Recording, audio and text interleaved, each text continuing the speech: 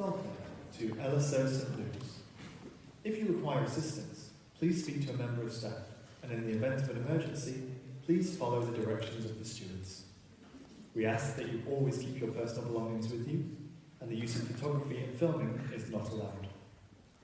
Digital programs can be found at lso.co.uk/programs. Please turn any notifications to silent. Thank you, and enjoy the concert.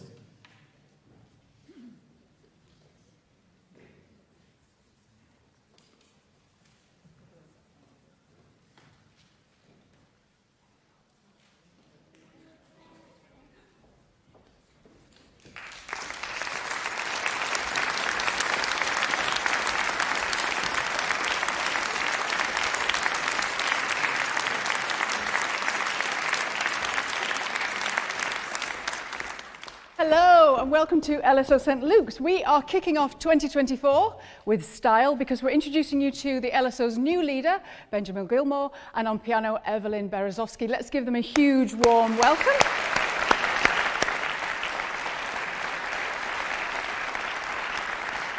And a little later on, we'll be joined by the LSO principal cellist, who's hiding over there, David Cohen.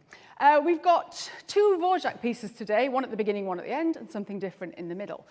Dvořák is one of those composers who spent quite a lot of time, quite difficult time, trying to get noticed and get famous. And so for the first part of his adult life, he was playing in an orchestra, he was earning a good living, but nobody was particularly interested in his music. So he entered it into a series of competitions. And then, luckily for him and for us, Brahms was the judge of one of those competitions. And Brahms saw the genius within Dvořák and pushed him forward towards his own publisher and his own team. And within a couple of years, Dvořák was famous all across Europe. And it's all because of Brahms. We really wouldn't have heard of Dvořák without Brahms. And Brahms will crop up later today in the piece at the end. So this piece was written from around that time, and it started life as a string quartet movement, and Dvořák couldn't quite fit it alongside any other string quartet movements, and then it went through various different guises, string orchestra, quintet, all kinds of things, until we got to this version today for violin and piano. This is gorgeous. It's a single standalone movement. It doesn't need other things around it. It's so gorgeous. It's simply called Nocturne. And when I was researching earlier this week about this, I read a really great sentence that I'm going to leave you with, which said, you know, we've all maybe experienced love at first sight. This is love at first listen.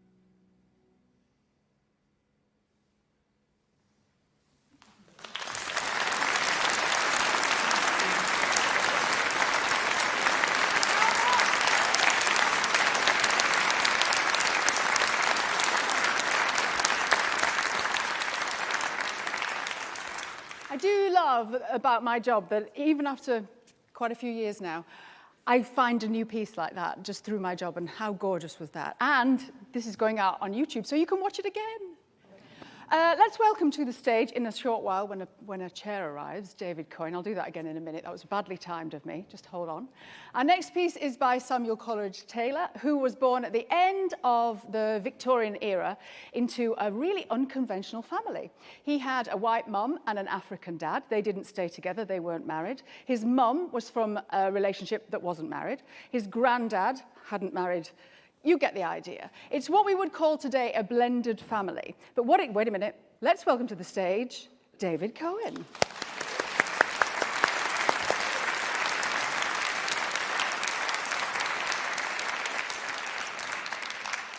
So Samuel grew up in this blended family, but what he didn't have convention. It wasn't, proper in those days. What he did have was a lot of love and a lot of culture, and that made him make his way through violin lessons to the Royal College of Music. And when he was there, aged 18, he wrote a piece. It was probably this one. We're not sure, but it was probably this one. This is a little piano trio. And this found its way to the great composition teacher of the day, Charles Villiers Stamford, who heard it and immediately recognized that Coleridge-Taylor was a great composer in the making. And so Samuel switched across from being a violinist to being a composer, and the rest is history. The teacher, Stamford, said later on that this was the best first piece he'd ever heard, and that Coleridge-Taylor was one of the finest students he ever worked with, which is incredible when you consider that Stamford taught Holst and Vaughan Williams and Arthur Bliss and Frank Bridge. So this is a real gem. This piece itself then got put in a drawer at the Royal College of Music, and it got put in the library, and it got forgotten about for almost 100 years. So this is newly discovered. It's a piano trio, so you can see that. It's got 3 movements. It starts a bit dark and moody, and then it just gets more and more and more exciting and dramatic over 3 very short movements.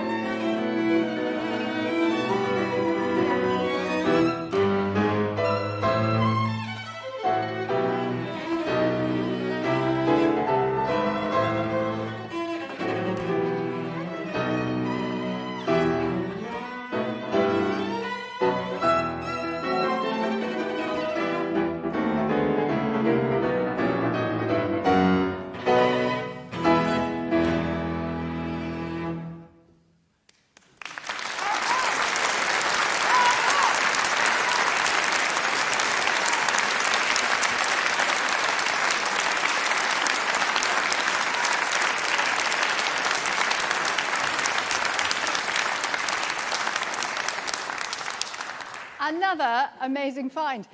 Samuel Coleridge-Taylor wrote that when he was 18, which is kind of incredible, isn't it? This is the point in the concert where if anybody's got any questions for any of our performers, now's your chance. If you make it known you want to ask a question, a microphone will appear before your face. There's one on the screen, I'm just reading it. Oh, this is good. How does music like this change over time? Have any changes been made for today's performance? Says Isabel. I'm going to ask you that, Ben. Do you mean the sort of interpretation of music? I guess so. Yeah, I think it does change. I think sort of every time you approach a piece, you're conscious of previous performances of it, of course. And I guess everybody finds their balance between finding their own voice, maybe being influenced by things they've heard. I think, and obviously in the case of the Coleridge-Taylor, that's not a piece that has been performed very much. So it's a really nice kind of blank canvas, almost blank canvas that you can kind of find your connection to. Yeah. So they do change as I guess as you change as well. Yeah, I suppose. Yeah. You sort of can't help it, can you? No, exactly. Yeah. Has anybody got a question in here? Oh, you're all shy this year. 2024, the year that you stopped asking questions. There is another one on the screen, which is, what kind of violin are you playing? Is it a Stradivarius? And if it is, are you going to admit to it? From Jean, from France. It's not a Stradivarius, so that's obviously a nice compliment, if intended. No, it's a Annibale Fagnola, which is an early 20th century Italian. It's a copy of a Guadagnini, but yeah. So that's 20th century? It is, yes. So that's a baby, really? 1920s. Yeah, yes, in violin terms, absolutely, yeah. Baby. I should ask you while we're here, what's your cello? Well, actually, I thought you'd remember from the last time. No, I can't remember. I'm deeply offended. That was a few months ago now, David. I mean, so. Hello. Well, I'm blessed actually playing on also a wonderful Italian instrument, but it's a little bit older. It's nearly 300 years old. So it's from Venice. It's from a wonderful maker called Dominicus Montagnana. There we go. What is your favourite thing about playing in the LSO, says Dan from Inverness? Well, I'm stood next to you. I'll ask you first. Oh, there are so many things. There are just so many things that are wonderful. The top of my head, the people, the program, the venues. I mean, the list is endless, really. I mean, that's all of these reasons and all of the above, basically. Yeah. Great. It's good that you're so happy. What's your favourite thing about playing with the LSO? Well, it's kind of similar, I suppose. I mean, I guess just from last night when we played the opera Jennifer, it's just sort of, if you think about the forces that involves, the kind of the number of people, obviously here you have, lots of singers and chorus, it's just sort of, it's kind of dizzying, and sometimes just the fact that you get to be part of such a enormously complex thing is just sort of a huge privilege, and without singling anybody out, of course, you'll have amazing colleagues in the orchestra. You'll hear them play, in the wind, some solos, or in the solo strings, and you just think, wow, it's a really sort of incredible company to be in. Yeah. It's quite a good orchestra, isn't it? Yeah. I mean, yeah, it is. Ben just mentioned Yenufa, which is a Janacek opera, which is being performed at the moment. It's on Sunday. Some tickets are still available. With Sir Simon, really recommend it. Anybody in here feeling more brave? Oh, excellent. Yeah, right there. Sorry to point. Oh, was it you? Oh, right, over there. Right. Oh, two now. The suspense. The first piece, the one that Rachel described as Love at First Listen, I love your adaptation on the violin, and the piece that you just played sounded much more traditional violin. I felt there was a pheromenic quality to the sound in the Love at First Listen piece. I just wondered if you had any comments upon that. So the Dvořák being different. I'm so sorry to ask. You'll have to explain that word that you just used. I'm so glad that you asked that. I felt it sounded like a theremin. Oh, a theremin. Oh, I see. Yes, sorry. I thought, right, yes, I just misheard you. I'm so sorry.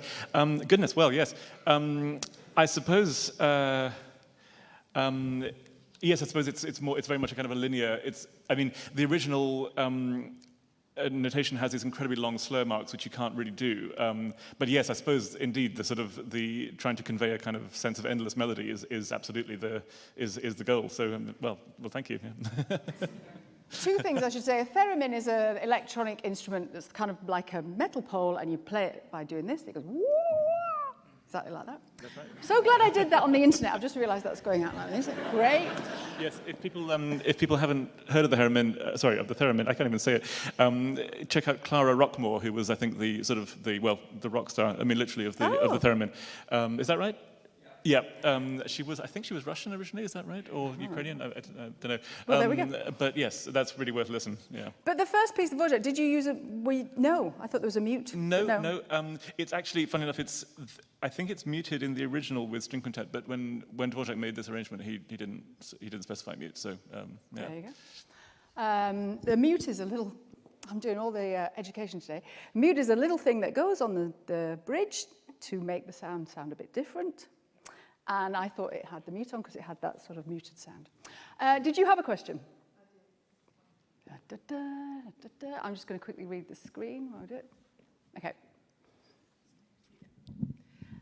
First of all, how often do you play together as a trio? And secondly, because I've got the microphone, how is I play myself, but not strings, thankfully, anymore. But because I was terrible.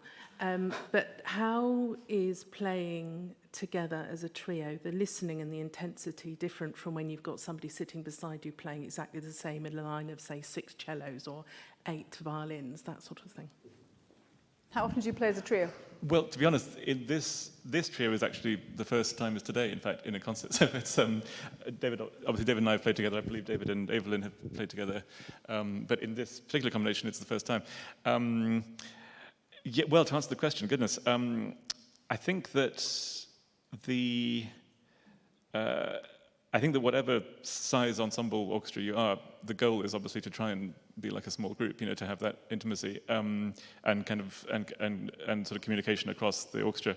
I think the texture is a different thing. If you have somebody playing the same part as you, you obviously have to blend somehow, that can be one of the most sort of things that can be really difficult in orchestras. How do you really kind of make each other's sound fit together? In a piano trio, you're quite, you're in a way it's quite heterogeneous. So you have sort of, you're in a different register to the cello, obviously, as a violinist, and the piano has a very different texture altogether. So it's in a way that's a piano trio is kind of probably less about blending than say a string quartet, and more about kind of finding the optimal kind of frequency. David, I think I need some help here. I mean, what's interesting about your question is that with the first trio that we did, it's actually a lot of unison was happening for the strings, whereas normally in piano trios that might not be so often the case. So actually, I felt that the first piece was slightly more orchestral for me than actually the next one that we'll be playing, where you will see the 3 instruments, a slightly more question-answer, talking to each other. In the first piece, we were really playing in unison. And I totally agree with what Ben said about, whatever the number of players on stage, the idea is always, to try and do chamber music. Doesn't matter whether you are 50 or 100 people. Of course, when you're sitting next to somebody who is playing exactly the same part as you, then it's about trying to create a unity, which is what at least I try to do with my section. If any of us within the section sticks out, then it's actually not such a great thing. The idea is to actually sound like one voice, at least the cello's one voice, the violin's one voice, and so on and so on. So that's my input with this question. Very Thank good. You very much. Very good, very good. I should point out, these two went to school together. They wanted me to tell you that. We really should stop the questions, but the next one's so good. So we're going to do one-word answer. Do you have any musical, and I'm going to put in or not musical, New Year's resolutions? Do you have any? Yeah, practice more scales. Okay. I'm going to go to you, Evelyne. What's your musical? Musical or non-musical? Whatever. Non-musical was to tell people, that I hate them more often. Like, as in, Okay. if you feel something, you should tell them, you know? Okay, great. Rather than keep it in, because then it goes badly. But musical, no, just practice more, yeah. Do you know that's wonderful that you've sat there silently throughout this conversation and then you put that in? Really good. Yeah, the rehearsals, I know. My history with New Year's resolutions is just, pretty much standard ones that vaguely have to do with healthy eating and jogging. The list I usually edit, the list gets shorter and shorter each year as hopefully, a kind of realism sets in. I think when it comes to music, I wouldn't say this particularly a New Year's resolution, but I sort of increasingly find that you have to sort of take the time to stop and be thankful for what you get to do. I mean, for what I get to do.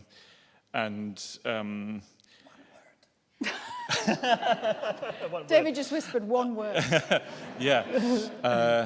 No, that's not going to work. Anyway, well, I guess be thankful, that's 2 words. That's great. So we have to practice our scales, tell people we hate them, and be thankful. There we go. Okay. Our next concert is on the 2nd of February and features a rising star from the Guildhall School, a singer and pianist, and a real lovely collection of songs, some of which from the early 20th century. So that's live here on the 2nd of February. We return now to Dvořák. This piece was written about 15 years after Dvořák found Brahms and found fame. And at this point in his career, he was so famous that he had been offered a very lucrative top job in New York. And because he was going to go over to New York, he did a farewell tour of Europe. This is how famous he was. And he went to 40 cities across Europe playing this piece, amongst others, and saying goodbye. And then off he sailed to New York. What happened there is another story for another time. Don't have time today. This piece is a piano trio, and it's called Dumky, which is a type of Ukrainian folk music which has music that's very serious and melancholic next to music that is very joyous and exuberant. So you'll hear those 2 moods going back and forth. And we're going to hear 2 movements from it, so we're going to hear the 2nd and the 5th Dumka. Did I get that right, David? Yes. I was getting the word wrong earlier. Anyway, I told you that Brahms would come back into the story, and he does, because Dvořák wrote this, and then he sailed off to New York for a new life, and he left behind the manuscript of this to be printed. And somebody had to check the manuscript, edit it, and proof it. And that person, even though he was 60 at the time, he was the world's most famous composer, he was incredibly busy, that person was Brahms. And Brahms looked over this before it went for publication, which just shows you what a great guy Brahms was and what a fantastic friendship these two had. So this is the 2nd and the 5th Dumky.